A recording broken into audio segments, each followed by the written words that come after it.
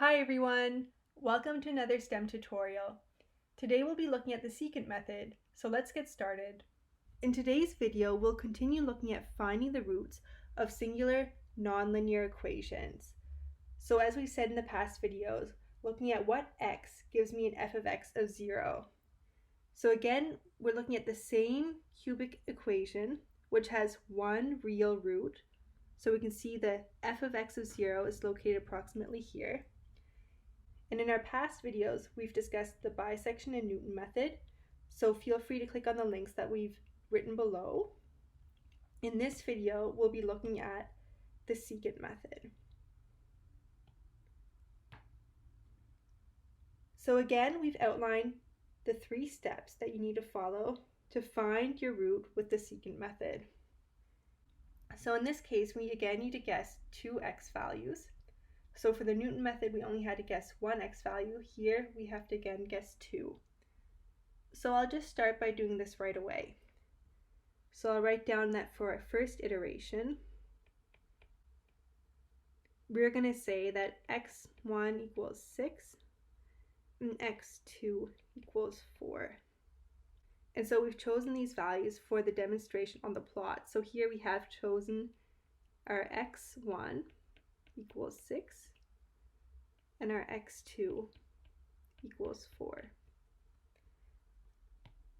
So now where we've made 2 x value guesses, we'll then calculate our next x value with this formula. And so one item to note is that this formula is actually quite similar to the Newton method. Again, our next x is dependent on the previous x plus the function of the xi. And the one item that's been changed is instead of dividing by the derivative of our function, like what we do in the Newton method, we now explicitly state our definition of a derivative. So rather than just showing an example, rather than dividing by our f prime xi, we replace our derivative with our definition of a derivative here, which is then dependent on 2 different x values. So to start calculating this equation, we of course need to calculate our f of x's using this equation. So our f of x1 equals our 6 cubed minus 6 squared plus 6 minus 5. So again, we've substituted our x in this equation here. And when we plug these values into our calculator, we get that our f of x1 is 181. So here, up here, our coordinate f of x1 equals 181. We do the same for x2. So f of x2 equals 4 cubed minus 4 squared plus 4 minus 5, which equals 47. So here, our f of x2 equals 47. Now we'll substitute all of our values in this equation here to calculate our x3. So I'll just write down the formula once more without the i's.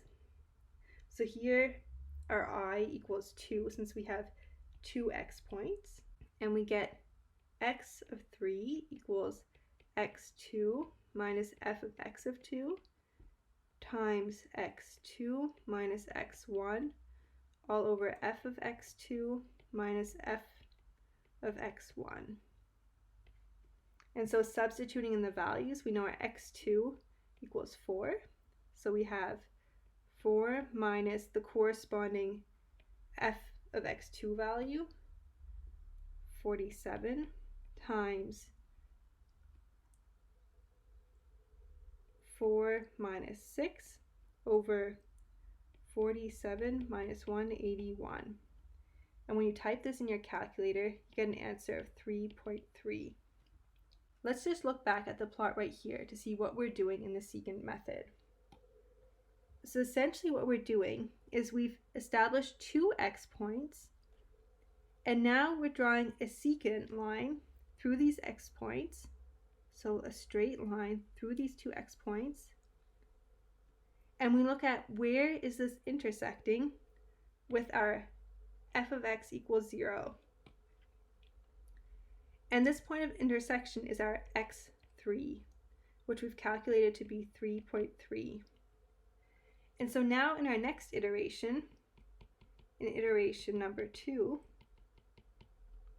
what we're going to do is we're going to calculate the corresponding f of x3 value, and then again follow the same steps. So in our next iteration, we need to define our x2, which we know equals 4, and then our x3, which we know equals 3.3, and then calculate the corresponding f of x's. So again, we know this value that our f of x2 equals 47, since we had calculated it here.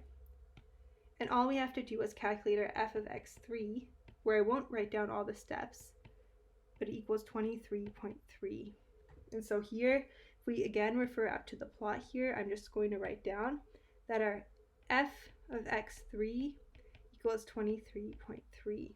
So then our next calculation of x4 will then involve, again, essentially creating a secant line through our x2 and x3 points, where we intersect with our f of x equals 0 to establish our x4 point.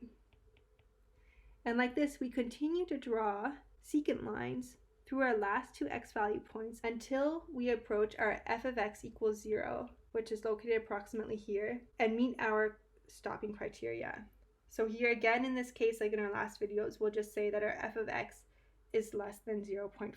So since we've chosen such high starting values, you will require quite a few iterations, so 6 iterations, to meet our stopping criteria. What I'll just do to finish this step here is I'll write down the equation once more. So here, substituting our xi plus 1 with x4, and I'll write down the answer. So x4 equals x3 minus f of x3 times x3 minus x2 all over f of x3 minus f of x2. And when you calculate this by substituting in all the values, you'll get an answer of 2.6. And so like I said, you'll require quite a few more iterations until you've met your stopping criteria. So whenever you calculate your new x value, you of course have to calculate your corresponding f of x value to see whether or not you're close to the stopping criteria. Rather than writing down all the iterations, what we've done is we've created a table with each step's outputs in case you want to practice. And so what you can see is that the first line, even though it says I equals 2, represents iteration 1 that we had shown before. And then this I equals 3 was the second iteration where we hadn't written down all the steps. And so what you'll see is we need 6 iterations to reach our stopping criteria, that our f of x is less than 0.5. So we see that when we have an xi of 1.9, we have an f of x of 0.13.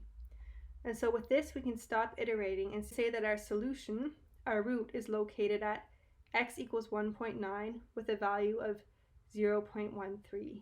Our last piece of advice to you is that rather than writing this all down on paper, we would recommend that you program this or script this in a program such as Python. If you're interested in doing this, please click on our Python tutorials below. So this wraps up today's tutorial on the secant method.